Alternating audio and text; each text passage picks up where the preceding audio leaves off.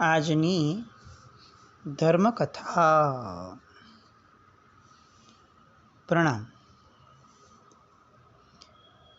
ધર્મકથા અંતર્ગત આપણે એવા કેટલાક સંતોના જીવન પર અભ્યાસ કરી રહ્યા છીએ કે જે સંતોએ પોતાના જીવનની અંદરમાં પરમાત્મા ભક્તિને પોતાના જીવનના અંતિમ સાધ્ય જેટલું મહત્ત્વ આપ્યું.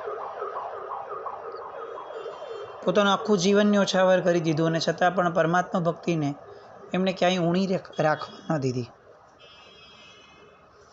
અને આ બધા વ્યક્તિઓ એમની સ્તુતિ, એમનું ગાન અથવા એમના ચરિત્રો ગાવાલાયક એટલા માટે જ બને છે કારણ કે તેઓ ફક્ત પોતાના પૂરતા મર્યાદિત ન રહ્યા. તેઓએ આ આર્યાવર્તને પણ પોતાને જે પ્રાપ્ત થયું છે એનો સ્વાદ ચાખવા માટે સૌભાગ્યવંતું બનાવ્યું. આ બધા ભક્ત કવિઓ પોતે તરી શક્યા હોત, પણ તેમ છતાં તે લોકોએ પોતાની કવિતાઓને એટલો સરસ ન્યાય આપ્યો કે ભવિષ્યની અંદરમાં થનારી જે પેઢી છે એની માટે એક ભક્તિનું આલંબન બની રહે. એમના આરાધ્ય પરમાત્માઓ, ભગવાન, દેવદેવી જે પણ છે એ બધાની સ્તવનામાં એમણે એક વસ્તુને બહુ કોમનલી રાખી કે ભક્ત એ જ છે કે જે પોતાના આરાધ્ય દેવની પૂર્ણ ભક્તિમાં પોતાની જાતને ઉગાડી દે, પોતાનું અસ્તિત્વ આખું ને આખું મિટાવી દે. એટલે ક્યાંક ને ક્યાંક અહંકાર એનું શમન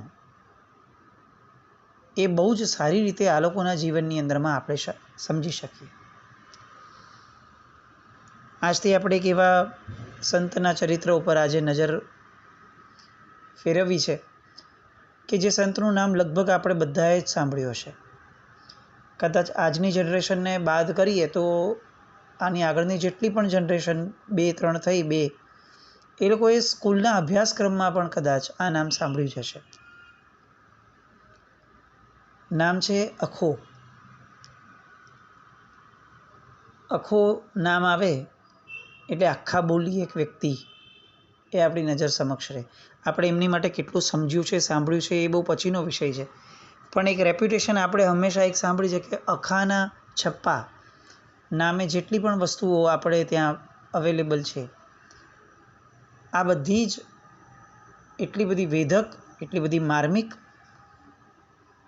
કે એ સાંભળતા આપણને એવું લાગે કે આ સીધું એક તીર છોડે છે આ વ્યક્તિ, જે હૃદય સોંસરવું ઉતરી જાય છે.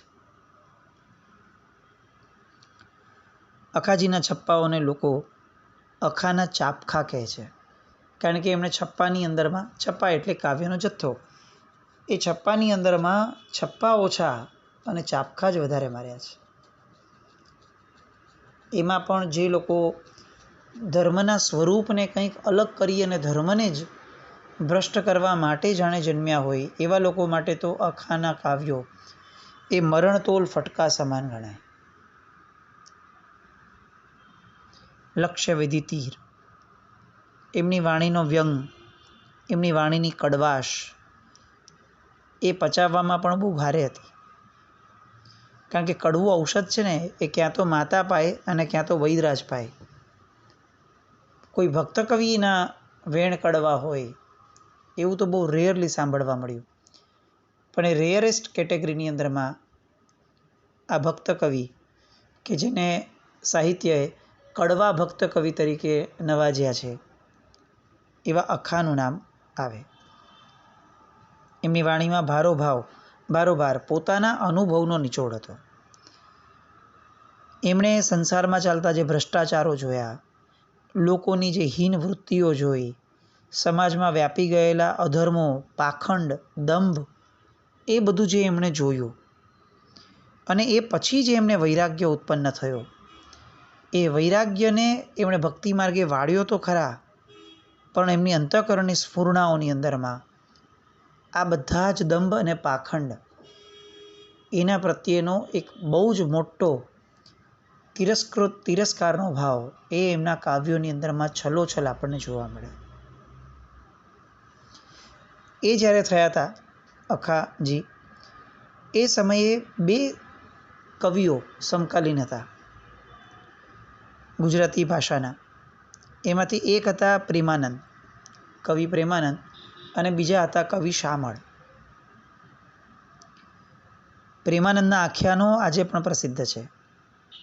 એની અંદરમાં દશમ સ્કંદના કવિતાઓ, એ બહુ કવિતાઓ પ્રચલિત થઈ, એમના આખ્યાનો. પણ પ્રેમાનંદ હોય કે કવિ શામળ હોય, આ બંનેની રચનાઓ પર સંસ્કૃત કવિઓનો પ્રભાવ બહુ વિશેષ જોવા મળતો. જ્યારે આ અખા બોલા અખાજી, એ અખાના જે છપ્પા, અખાના જે કાવ્યો છે, એ તળપદી ગુજરાતી ભાષામાં, અને આપણે સમજી શકીએ એવું નહીં, આપણને સોંસરવી ઉતરી જાય એવી ભાષાની અંદરમાં એમના છપ્પાઓ મળે છે. આ અખાજીનો જન્મ ઈસુના વર્ષ પ્રમાણે ગણવા જઈએ તો 1591 ઈસવીસનમાં અને વિક્રમ સંવત 1647 થયો. જેતલપુર ગામ, રૈયાદાસ એમના પિતાનું નામ. આ પરિવારની અંદરમાં બે સંતાનો, ભાઈ બહેનનો પ્રેમ અનહદ. અખાના લગ્ન કિશોર અવસ્થામાં જ થઈ ગયા. થોડો સમય પિતા સાથે ગામમાં રહ્યા અને પછીથી પિતા અને આખો પરિવાર જે છે પોતાનો, એ અમદાવાદમાં આવેલા, રાજનગરમાં આવેલું ખાડિયા, એ ખાડિયા ગામની અંદરમાં મકાન ભાડે લઈને રહેવા માટે આવ્યા. એમનું વ્યાવસાયિક પરંપરાગત કામ હતું સોનીનું, એટલે અખાએ પણ એ જ અપનાવ્યું. જીવનમાં અનેક પ્રસંગો એવા આવે કે જે પ્રસંગો આપણી કલ્પનાથી કંઈક પરે હોય, કોઈએ કલ્પ્યું જ ન હોય એવું પણ જીવનમાં થઈ જાય.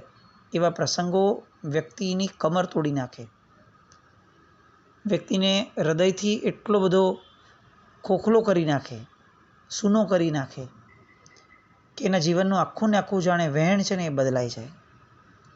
બસ આવી જ ઘટના અખાની સાથે થઈ. પોતાના પ્રાણથી પ્યારી એવી બેન અને પોતાના માથે જેમનું છત્ર હતું એવા પિતા, બંને ફક્ત 15 દિવસના ગાળાની અંદરમાં બંને અવસાન પામ્યા. પહેલા મૃત્યુનો આઘાત હજી એ જીરવે એની પહેલાં જે બીજું મૃત્યુ થયું, એ પછીથી સતત રડતા એવા અખાને ધીમે ધીમે સમજાવવા લાગ્યું કે જે જન્મે છે એ અવશ્ય મરે છે, અને જો જન્મ્યા પછી મરવું એ આવશ્યક જ છે, તો પછી કોઈના મૃત્યુ પાછળ રડવું શા માટે? જીવ એ અવ્યક્ત છે. એ જન્મ ધારણ કરે, દેહ ધારણ કરે, પછી એ વ્યક્ત બને છે, અને કેટલોક સમય રહી અને ફરી પાછો એ અવ્યક્ત બની જાય છે. ભગવદ્ ગીતાનો આ શ્લોક અખાના એટલા જબરદસ્ત વૈરાગ્યનું કારણ બન્યું કે એ પછીથી એના મનની અંદરમાં ધગધગતા અંગારા જાણે જે પ્રગટ્યા હતા બંને મૃત્યુના કારણે, એની ઉપર અમી-વર્ષા થઈ. એમના ચિત્તમાં, એમના અંતઃકરણમાં કેટલીક અંશે શાતા પ્રાપ્ત થઈ, પ્રકાશ પથરાયો, અને ધીરે ધીરે અખાનું અંતઃકરણ વૈરાગ્યના ભગવા રંગથી રંગાવા લાગ્યું. ભગવદ્ ગીતાનો શ્લોક અવ્યક્તાદિની ભૂતાની વ્યક્ત મધ્યની ભારત અવ્યક્ત નિધનાન્યવ તત્ર કા પરિદેવના. જો જીવ અવ્યક્ત છે, એ જન્મ ધારણ કરીને પછીથી ફરી પાછો અવ્યક્ત બની જ જવાનો છે, તો પછી એના અવસાન, એની પાછળ લાચારી શેની માટે? એના જન્મનો આનંદ શા માટે? બસ ભગવદ્ ગીતાની આ વ્યાખ્યા એ અખાને એટલી બધી જબરદસ્ત જચી ગઈ કે હવે એના મન ઉપર એક જ કેન્દ્ર બિંદુ રહ્યું, અને એ હતું વૈરાગ્ય. એમના લગ્ન થયા હતા કિશોર અવસ્થામાં જ, પણ એની પત્ની જે છે એનું પણ અવસાન થયું. બીજા જે સ્વજનો હતા એ સ્વજનોએ આગ્રહ કરી, ઉંમર નાની સાવ, એટલે આગ્રહ કરીને બીજી સ્ત્રી સાથે પરણાવ્યા, અને બીજી પત્ની જે મળી એ એટલી બધી કર્કશા મળી, અત્યંત ક્રોધી, હઠીલી, દ્વેષી અને કજિયાખોર મળી કે જ્યારે એ પત્નીના વચનો સાંભળે ને ત્યારે એને એવું લાગતું કે જાણે કોઈ ખેડૂત ઓલો જે બળદ છે એના બરડા ઉપર જોર જોરથી મારી રહ્યો હોય, એવા વચનો. આ જગતની અંદરમાં એવા ઘણા બધા આપણને વ્યક્તિઓ મળ્યા કે જે પત્નીના ત્રાસથી એ યા તો સંત બન્યા, યા તો બહુ મોટા ફિલોસોફર, ચિંતક બન્યા.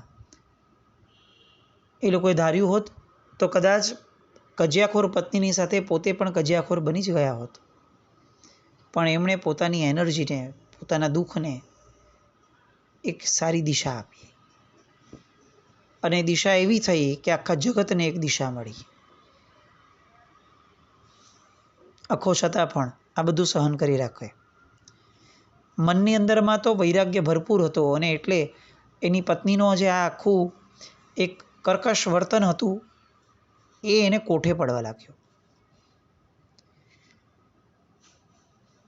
એનાથી આગળ વધી અને પ્રામાણિકતાથી પોતાનો વ્યવસાય કરે. ઘરમાં ગયા પછી જે થાય તે થાય, પણ જ્યારે વ્યવસાય કરવા આવ્યો હોય ત્યારે આખો એકદમ પ્રામાણિકતાથી પોતાનું કામ કરે. એવામાં એક પ્રસંગ બન્યો કે જેણે અખાના વૈરાગ્યને અતિશય દ્રઢ બનાવ્યો. વાત એમ હતી, કોઈ એક સ્ત્રીએ અખા પાસે સોનાની કંઠી કરાવવા આપી. અખાએ બનાવી આપી, એનો વ્યવસાય હતો.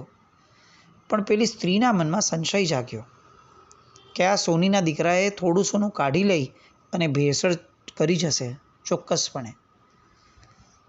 એટલે એણે બીજા સોની પાસે એ પોતે જે બનાવ્યો હતો, કંઠી જે પોતે બનાવેલી, એની ચકાસણી કરવા માટે ગઈ.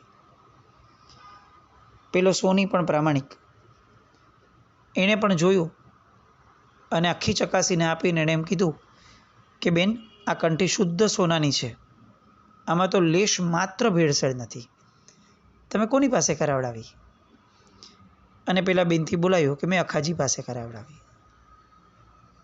એ બેન તો નીકળી ગઈ, પણ આ વાત અખાજી સુધી પહોંચી અને એનું અંતઃકરણ વિંધાઈ ગયું. માણસ સામાન્ય પણ શ્રદ્ધા ગુમાવી બેઠો છે. શું એને એવું લાગે છે કે આખા જગતમાં બધે પ્રપંચ જ ચાલે છે?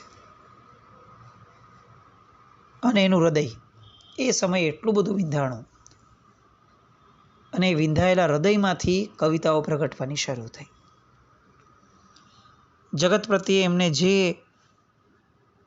એક જબરદસ્ત તિરસ્કારનો ભાવ હતો, વિષાદનો ભાવ જન્મ્યો હતો, એ વિષાદ ધીરે ધીરે કવિતાના આનંદની અંદરમાં પરિવર્તિત થવા લાગ્યો. અને જાણે એમના મુખમાં સરસ્વતીનો વાસ થયો હોય એ રીતે આ ઘટના જે થઈ કે જેમાં એમના પ્રત્યે કોકે અશ્રદ્ધા કરી, એ ઘટના પછી અખાજી એ કવિરાજ અખાજી બન્યા. કવિત્વ શક્તિ આપોઆપ ખીલી. એમણે સૌથી પહેલી જે પંક્તિ કવિતા જે લખી એ હતી કે રહેવું ગ્રહી તારે ન થવાય જ્ઞાની, વહેવા વહિતરા તારા શેઠાઈ સાની, કરવો વેપાર તારે ન જોવો કલાલ, કહે અખો એ બે ન બને કાં શેથો કાં ટાલ. કોઈકને શેથી પૂરવી હોય અને એને ટાલ હોય, આ કેવી રીતે બની શકે? બસ એ જ રીતે આ જગતની અંદરમાં તારે અપ્રમાણિકતા કરવી હોય અને તારે શેઠ બનવું હોય, એ પણ કેવી રીતે બની શકશે? તું શેઠ તો જ છે જો તારામાં પ્રામાણિકતા છે. તું પૈસાથી ક્યારે શેઠ નથી બની શકવાનો. શેઠ બનવું હોય તો પ્રામાણિક વેપાર કરવો પડે. અને આવી પ્રામાણિકતા અખાજીએ એટલી બધી અકબંધ રાખી કે એના આ પ્રામાણિકતાના ગુણગાન ગવાવા લાગ્યા. અને આ ગુણગાન સાંભળતા સાંભળતા ટંકશાળનો જે એક અધિકારી હતો, એ અધિકારી એનાથી તુષ્ટ થયો. એણે પોતાના અનુગામી તરીકે અખાને રાખ્યો. પણ એ જે અમલદાર હતો એની ફરી કેટલાક ઈર્ષાળુ લોકોએ કાન ભંભેરણી કરી. અખો આ ટંકશાળની ચાંદીમાં ભેળસેળ કરે છે એવી વાત પેલા અમલદારના મનમાં ઠસાવી દીધી. એ અમલદારે અખાને બહુ જ ઝાટક્યો, ખૂબ ઠપકો આપ્યો. અને અખાને હવે એમ લાગ્યું કે આ સંસાર તો વિષ કરતાં પણ વધુ કડવો છે. પ્રામાણિક માણસને જ્યારે પોતાની પ્રામાણિકતા લાચારી બનતી દેખાય ને, એ સમયે એને પ્રામાણિકતા પરથી મન ન ઉઠે, એનું આખા સંસાર પર તે મન ઉઠી જાય. એની સજ્જનતા એ છે કે પોતાના ગુણને ન છોડે, પણ આ ગુણને જે દોષ રૂપે જોઈ રહ્યો છે એવા સંસારને છોડવાનું એને મન થાય. અને આ જ ઘટના જો નબળા મનના સામાન્ય વ્યક્તિ સાથે થાય તો એને ગુણ પ્રત્યેથી તિરસ્કારનો ભાવ થઈ જાય અને ગુણનો ત્યાગ થઈ જાય. ફરક અહીંયા પડ્યો. અખાને ગુણનો તિરસ્કાર ન થયો, એને જગત પ્રત્યે તિરસ્કાર થયો. અને એવામાં જ એમની કર્કશા પત્ની જે હતી એનું અવસાન થયું. બસ અખાને જે બંધન હતા એ બધા બંધનો તૂટ્યા. એણે ગૃહત્યાગ કરી દીધો અને સદગુરુની શોધમાં રખડવાનું શરૂ થયું. કાશી ગયા, ગંગામાં સ્નાન કર્યું, મથુરા ગયા, વૃંદાવનમાં ફર્યા, પણ એને ક્યાંય સદગુરુદેવ ન જામ્યા. એને જેવા જોઈતા હતા એવા ગુરુ એને ન મળ્યા. એને દરેક ગુરુ પાસે, દરેક જગ્યાએ એને ક્યાંક ને ક્યાંક પાખંડ દેખાય, દંભ દેખાય, ધર્મના નામે પોતાના અહંકારનું પોષણ દેખાય. અને જ્યાં જ્યાં આવું દેખાય ત્યાં ત્યાં અખો એટલી બધી ચાપખાભરી વાણીથી કવિતાઓ લખવા લાગ્યા કે દરેક વ્યક્તિને એ બહુ તીખા લાગ્યા. એ તીખા બોલા કવિને લોકો સહન નહોતા કરી શકતા. વર્ષો વીતવા લાગ્યા. એક એક જગ્યાએ ફરી રાખે, પણ એનું મન ક્યાંય ઠરે નહીં, એટલે આગળ નીકળે રાખે. અને એવામાં અચાનક એક દિવસ એમને બ્રહ્માનંદ સ્વામી મળ્યા. આ બ્રહ્માનંદ સ્વામીએ અખાજીને અદ્વૈતવાદનું જ્ઞાન આપ્યું અને ફરીથી એક વહેણ બદલાવ્યું. જે કડવાશ ભર્યા વચનોથી, કડવાશ ભરી કવિતાથી આ જગતને વર્ણવતા હતા, એની જગ્યાએ આ અદ્વૈતવાદ એના જ્ઞાનના કારણે હવે એ નિષ્કામ, નિર્મોહી, એના વૈરાગ્ય પંથના સાચા પ્રવાસી બન્યા. એમણે અધ્યાત્મવાદને સ્પર્શ્યો. અધ્યાત્મવાદ એ છે કે જ્યાં કોઈ વાદને સ્થાન નથી. જેને વાદ કરવાનું મન થતું હોય ને ત્યાં સમજીને ચાલવું કે એનાથી અધ્યાત્મ કોષો દૂર છે. અધ્યાત્મી વ્યક્તિને વાદમાં રસ છે એનો, કારણ કે એની માટે આ જગતમાં વાદ કરવા લાયક કોઈ તત્વ જ નથી. જેને સહજ જીવન જીવવું છે એને જે મળે એમાં સહજતા પ્રગટે છે. શ્રીમદ ભગવદ્ ગીતાના રહસ્યોને જાણ્યા, એનું ઊંડું પરિશીલન કર્યું, મનન અને ચિંતન કરવા લાગ્યા અને એમની હૃદયની મલિનતાઓને, એમના ભ્રમોને એક એક કરીને બધાને તોડતા ગયા. આપણે કદાચ એમ કહી શકીએ કે બ્રહ્માનંદ સ્વામીજી જે અખાને મળ્યા એમણે એમને ભણાવ્યો, પણ એમ ક્યારેય નહીં કહી શકીએ કે અખાને કોઈ ગુરુ મળ્યા હતા, કારણ કે અખો સ્વયં પોતાના ગુરુની કમી પૂરી કરતા હતા. એમણે જેટલું ભણ્યું બ્રહ્માનંદ સ્વામીજી પાસે એ બધાનું પરિશીલન સતત પોતે ચિંતનને મનન દ્વારા કરવા લાગ્યા. અને એમ કરતાં પોતાના મનની અંદરમાંથી જ્ઞાન પ્રગટ થવા લાગ્યું.